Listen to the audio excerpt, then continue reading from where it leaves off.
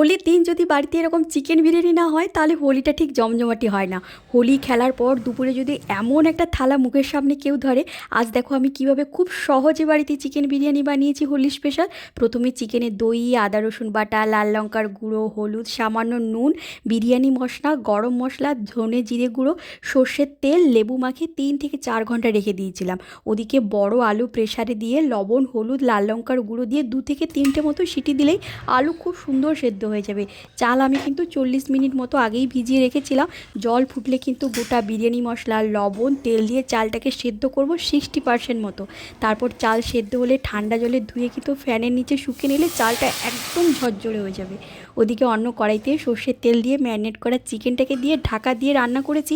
Chicken সেদ্ধ হলেই কিন্তু লেয়ারিং করেছি, চিকেন নিচে রেখেছি, ভাত দিয়েছি, বেরেস্তা দিয়েছি, কাঁচা লঙ্কা, আলু, ডিম দিয়েছি, কেশর মেশানো দুধ, চিকেনের ঝোলটা দিয়েছি, মিঠা আতর, কেওড়ার জল, ব্যাস ওপর থেকে 2 চামচ মতো ঘি দিয়েছি, তাওয়ায় বসিয়ে রেখেছি 40 মিনিট মতো। হোলির দিনে এরকম বিরিয়ানির গন্ধে বাড়ির সবাই একসাথে বসে খাওয়ার যে আনন্দ না।